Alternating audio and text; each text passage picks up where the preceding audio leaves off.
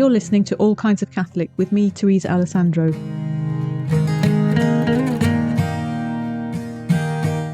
My conversations with different Catholics will give you glimpses into some of the ways we're living our faith today.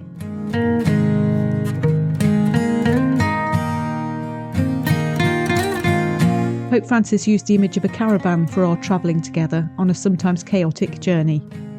And Pope Leo, quoting St. Augustine, reminds us, "Let us live well and the times will be good.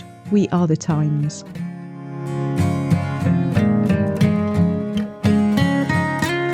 I hope you'll feel encouraged and affirmed and maybe challenged now and then. I am too in these conversations. And if you're enjoying them, it helps if you rate and review on the platform where you're listening. Thank you.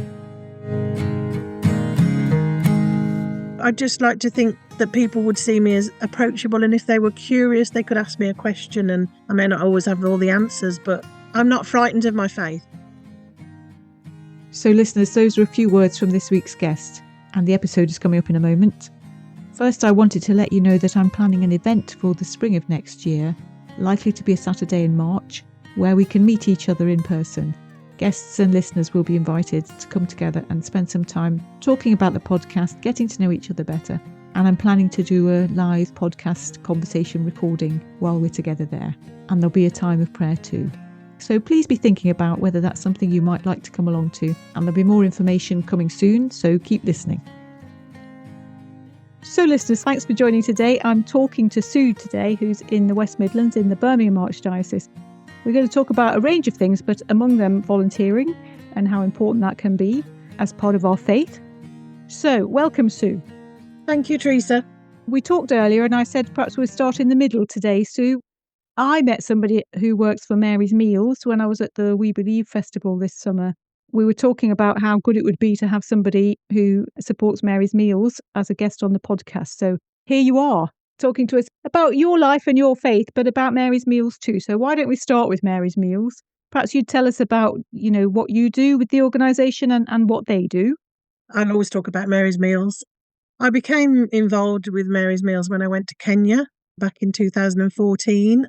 I was out there as part of a medical team that went out there to do some volunteering work. And we were in the very interior part of Kenya, a place called Zavo. And during the camps we obviously witnessed the poverty, not only the medical conditions, but also the schooling, lack of sanitation, and opportunities for girls particularly.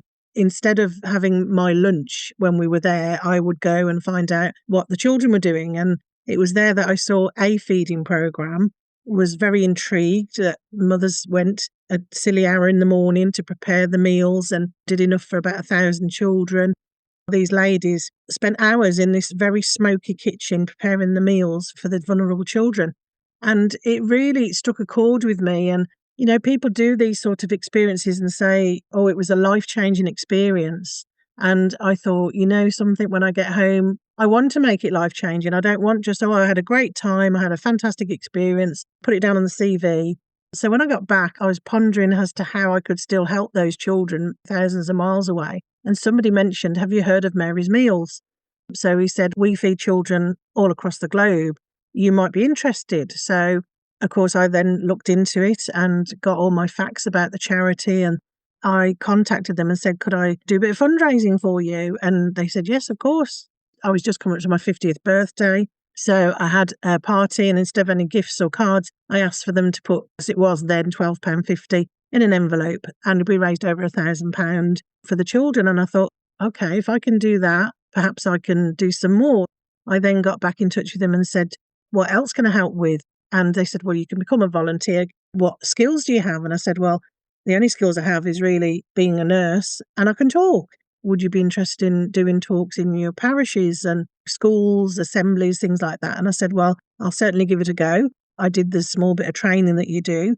Here we are nearly 11 years later, and I'm still working for Mary's Meals. I'm now lead volunteer for the West Midlands area. I've done lots and lots of talks. I've done fundraising, and we're always looking for new volunteers. I never spoke in front of anybody till I was 40. I'd had the opportunity to go to Lourdes, and somebody said, would you like to do a reading? And I was always the kid at the back of the class. And I was like that throughout my career, although nursing did bring me out of my shell. But I'd never got up in front of people and spoke. But I just started talking, and Mary's Meals just gave me the passion to do some good. And I really felt that Kenya gave me that opportunity to then continue to help the children. On that, Sue, tell us a bit about that. You mentioned that £12.50 there. So explain for listeners then, I think that number has changed more recently, hasn't it? But explain to listeners then what it is that Mary's Meals does and what kind of amount of money is needed to feed a child. So Mary's Meals provides a meal for as many children as we can that we have money for in a place of education, so namely a school. So £19.15 will feed a child for a whole school year. Obviously, the cost has risen since I started, but still, the reason that we can do that is because the overheads are much lower. We heavily run on volunteers, using the resources as well as we can without any wastage. Spreading the word. There are little groups popping up all over the place. There are people that do work in the background. There are people that will go out there and do talks and assemblies and run marathons. Phenomenal fundraising. And it's all those skills put together that we are now feeding over 3 million children across the globe. We empower communities to produce their own crops. When they get the rains, where possible, we will use their crops. But obviously, we don't not feed the children if we don't get the crops. We will provide otherwise. And we also have volunteers in the countries, because without the mums and the communities being involved in preparing those meals, it wouldn't be possible. It's almost like a global volunteering program to help the future of the children and give them a better education so they can break that cycle of poverty. And there's something really smart I've often thought about Mary's Meals, about making it a meal at school so that you're also empowering the children to continue their education by providing them with a meal. Absolutely. And that really goes back to a young boy called Edward, who Magnus McFarlane Barrow, who founded the charity, spoke to in Malawi, which at the time was one of the poorest countries in the world. This young boy was only 11 years old at the time, and he'd never been to school. And his mother was very seriously ill. His father had already died, and he'd got 5 siblings. And Magnus just said, what are your ambitions in life? What would you like to do? And he said, I'd just like enough food and to be able to go to school. Children want to learn. Children are so curious. Their minds are like sponges. They want to learn. They want to develop skills. And just because they're poor doesn't mean that they don't have the ability to learn. If you can provide a meal in a school, not only do you give them that social aspect of going to school, they're fed, their tummies are full so they can concentrate, learn their lessons, gain qualifications that perhaps the parents thought they would never do. And you become the professionals of the future. When I first started doing the talks, somebody said to me, oh, the children of the future. And I always used to say, no, the children are the here and now, and we need to invest in them now because they won't have a future if we don't. Everything about the charity just resonates with me, who I am as a person and what I've done in my life up to now. I'm really grateful for somebody saying to me, go and check out Mary's Meals. That's wonderful to hear about, Sue. I can really see what you mean about how much you've gained from this. Just before we move on to you a little bit more, maybe just explain for listeners who don't know. I mean, there is a reason why it's called Mary's Meals, isn't there? Yes, there is. So the charity was started, it wasn't actually called Mary's Meals originally, it was called Scottish International Relief. And they took aid over to Bosnia during the civil crisis over there. And Magnus and his then girlfriend, that was to become his wife, and his brother, they asked for donations within their parish of food and toiletries and resources. And they went over by land to Bosnia. In Bosnia, there is a Marian shrine in Medjugorje, which is a shrine where Our Lady appeared to some children. We call her the Queen of Peace because Bosnia was in such crisis at the time. When Magnus got back and the crisis is now over, what do we do now? And it was the last thing he was thinking of. Eventually, the charity did get set up in 2001, and he was praying on it as to what they should call it. And the family themselves are devout Catholics, and they've been to Medjugorje many, many times in Bosnia. And they said, we need to call it Mary's Meals. Mary is the mother of us all, and Mary is asking us to feed her children and look after her children. We don't profess to be a religious charity, but the name just fits really well. I think for Magnus, and I've met Magnus, a few times, for him, there was no other name possible, really. It just had to be Mary, to be Mary's Meals. Thank you, Sue, for giving us that picture of the charity and all the work it does. Great to hear directly from someone who's involved all these years, as you are. That's wonderful, and it's very moving, actually, to hear. Now, let us think about you a little bit though, Sue. I mean, you mentioned that you were in Kenya, seeing firsthand there the effects of poverty on children and families. But how did you even come to be in Kenya? And where is your faith in this? Is there something to do with being a Catholic that has given you this way of being that is of service to others? Or did you fall into it and then find that it was something that really worked for you? I've been a nurse for over 40 years. That is a vocation, and I've always seen it as a vocation. By nature, it's a caring role, and you always go a little bit above and beyond throughout your career. As I said, I wasn't very adventurous until I hit 40, and then my children were of an age where I thought maybe I could go and do something now. I really felt like I hadn't done an awful lot really in my life other than bring up my children and my married life. But there was something just nagging at me that if I look back on my life, what have I done? And don't get me wrong, bringing up children is a challenge.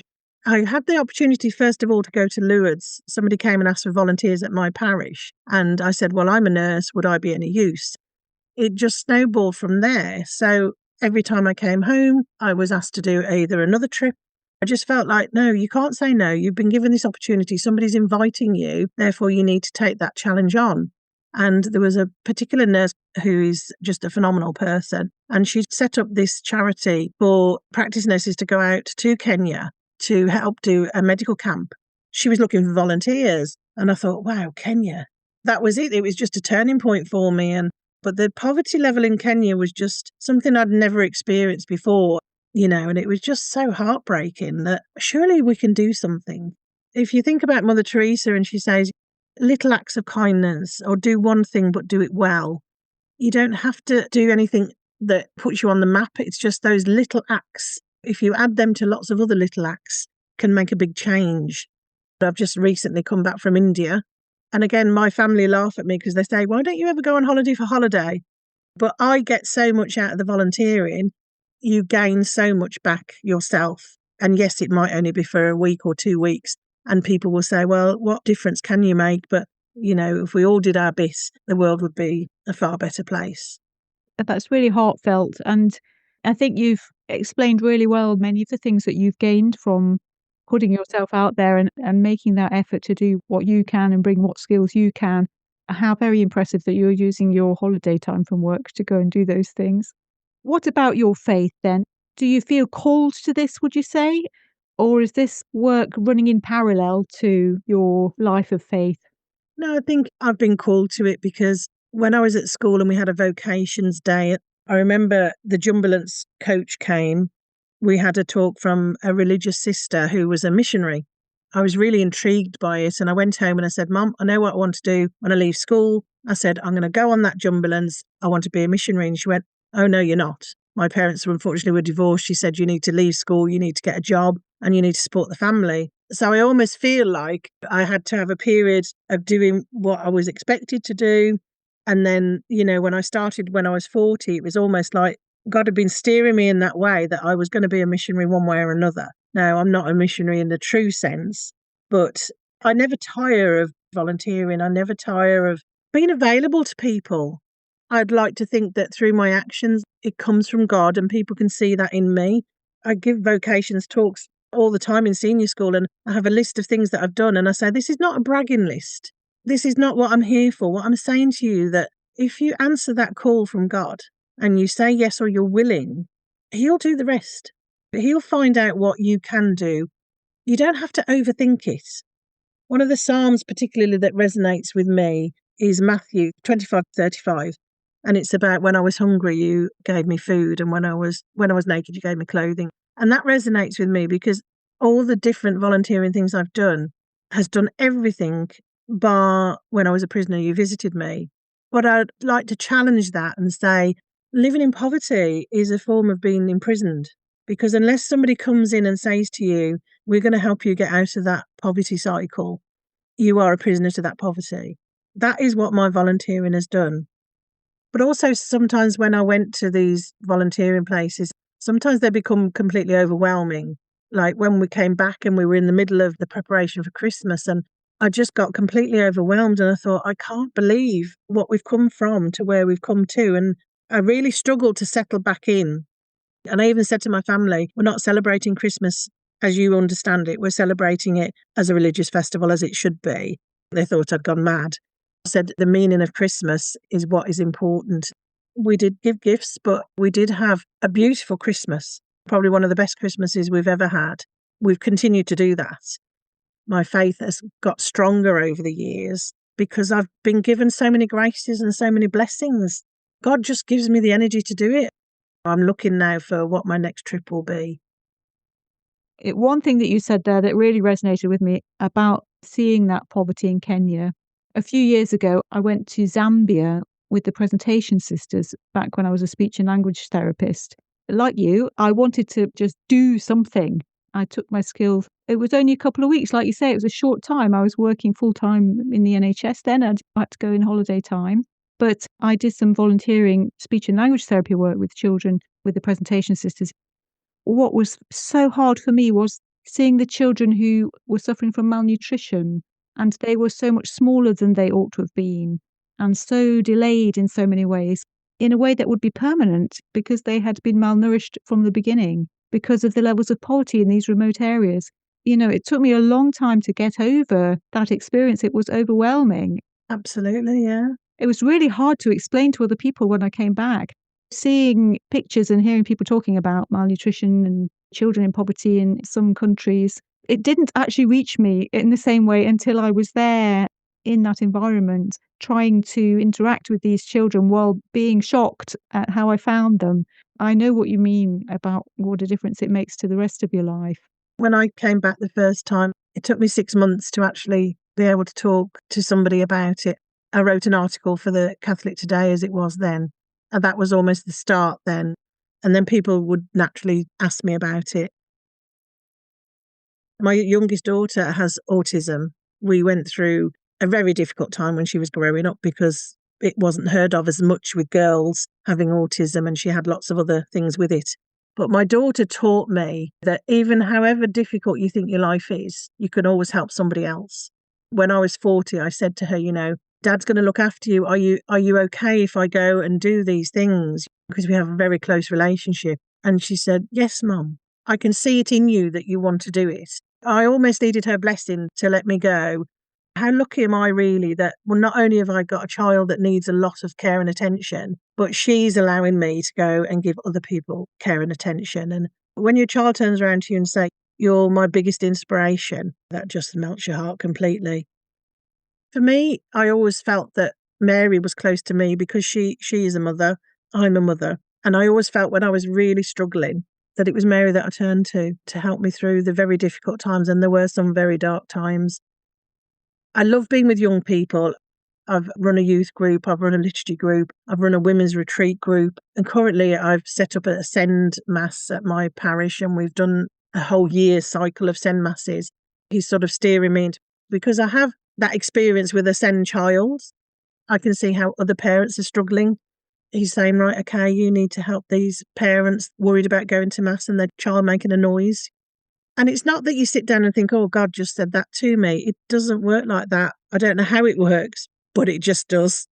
That's interesting that you say that, Sue, because I can really hear, just in the way you're speaking about your life, I can hear God working in your life, even though, like you say, it's not individual telegrams coming through with the next step on, of course. But when someone is speaking about their life, and especially a life of service, using skills to help others and being moved by others and allowing your compassion to change the way you live, and inspiring people around you to change the way they live and to think about things differently because of those experiences. I can see God in all of that in your life. I'm hugely inspired by speaking to you. One thing we've not really talked about, you mentioned having some Irish heritage, and I'm guessing that's how you've come to be a Catholic today. Yes, my mum is from County Meath. My mum came over to England when she was 15 to do her nurse training. She married my father, who wasn't a Catholic. But my mum has always been a strong Catholic and brought the children up, my brothers and sisters up as Catholics. And Sue went on to tell a story here, listeners, that gives you some insight into who her mother was and what their relationship with each other was like. I've been to Medjugorje myself twice. I went with my mother. I had a problem with one of my feet. I'd got plantar fasciitis. We were due to do Cross Mountain. I was in a lot of pain with my heel. Mum said, you'll do it. And I said, well, Mum, I'm I really don't know whether I can do it, and I don't want to be a burden to anybody. I just prayed to Our Lady, if you want me at the top of that mountain, you're going to have to help me. We started off, I got to the 11th station and I thought, you know what? I can't do it anymore. I can't get to the top. I'm so close. And I remember we all took it in turns to read the stations and I started crying. Why am I crying? I'm reading the station. I said again, Lord, if you want me to reach the top of this mountain, you're going to have to help. People probably won't believe me, but it was as if I was lifted to the top. And when I got to the top, the euphoria that I felt, I was looking out over Medjugorje and I thought, I've done it and I've made it because of Mary and Jesus, because there was no way I was going to go another step. And coming down the mountain and then massive boulders, with my health and safety hat on as a nurse, it really isn't the safest thing to do. But I came down that mountain an awful lot quicker than I went up it. I just couldn't wait to get back to Mum and say, Mum, I've done it. And she said, I had no doubt you would. There's been times in my life where I perhaps haven't been as devout as I should have been. I lost my dad when I was 21. I was 18 going into nursing and saw some things that, an 18-year-old shouldn't really see. And, you do question things sometimes. I never lost my faith. They used to come round the wards and give you communion on a Sunday if you were on shift and that. Even when I got married, it was a case of I wanted to get married in a Catholic church and I wanted to bring my children up Catholic, even though my husband at the time wasn't Catholic either. But I said, well, this is non-negotiable. But I think also having children, you relearn your faith through your children because we were rote taught it. I started exploring my faith more when I realised there wasn't things within the parish community really for the younger children. I thought, well, I'll set it up then. Well, I'll do it. My children can benefit from it and other working mums can come together and do something. I really think I started to learn my faith from then. When I started doing the youth work, I felt like I was reliving my childhood. 40-year-old giddy kid going round because I could go to praise and worship. I could adore the Blessed Sacrament in a different way than, as my younger daughter said, she went to Alton Castle. They taught her what you should do when you're in front of the Blessed Sacrament. And that was a revelation for both of us. You've captured there something that's become clear to me while you're speaking, really, that somehow our faith is shaped by the things we experience. It's when you're faced with your children and their questions that you start to question yourself and find things that you have just accepted and not really thought about, or gaps, or things that you can't put into words when you need them, or words that are going to work in this situation. I think those kind of life experiences challenge our faith, don't they, and help us to grow in our faith if we embrace them and try and find a way to carry on being a practicing Catholic in this environment and find ways to help other people with their questions, which you've done so amazingly in different times in your life. I can really see that. I can't say that, I can just pluck a psalm out of the Bible. I'd just like to think that people would see me as approachable, and if they were curious, they could ask me a question, and I may not always have all the answers, but I'm not frightened of my faith. I've got Mary. I've got a tattoo of Our Lady on my forearm, which I had done 3 years ago. So Mary's with me all the time. Listeners, I wish you could see that. That looks beautiful. And I think that's it. I am a brave Catholic woman. I love God. I love Mary. And I love the opportunities I've been given. The rosary is the richest thing you can have. It's more richer than gold. And so the rosary is extremely important to me. I actually challenged the Archbishop of Birmingham when I was giving a talk at Oscott once, and it was about the rosary. And I said to them, what would we do without Mary? How would our faith be without Mary? And I said to the Archbishop, do you do the rosary every day, Your Grace? And he said, no, I don't. And I said, but your rosary is worth more. It's Jesus' story from beginning to end, and Mary's sorrows, what it is to be a parent, to have a child that is suffering. And he now does the rosary every day. But again, I took on an archbishop and I wasn't fazed. He could have just said, I'm not answering that question. But he did. And everywhere I go, I will take a spare rosary and I will leave it almost as if someone will pick it up and they'll be curious and they will perhaps start doing the rosary. Listen, Sue, it's been a breath of fresh air talking to you. It really has. I'm deeply inspired by your energy and your adaptability to so many different parts of your life and things that you've done and people that you have brought with you in your own faith journey. It's amazing to listen to you, and wonderful during the month of October that we've had somebody who has a devotion to Our Lady talking about that very practically for everyone. And maybe there's someone out there who's picked up one of the rosaries you've left somewhere. There must be. I hope so. Thanks so much. Thank you, Teresa, for the opportunity. Thanks so much for joining me on All Kinds of Catholic this time. I hope today's conversation has resonated with you. A new episode is released each Wednesday. Follow All Kinds of Catholic on the usual podcast platforms. Rate and review to help others find it. And follow our X, Twitter and Facebook accounts @Kinds of Catholic. You can comment on episodes and be part of the dialogue there. You can also text me if you're listening to the podcast on your phone, although I won't be able to reply to those texts. Until the next time then.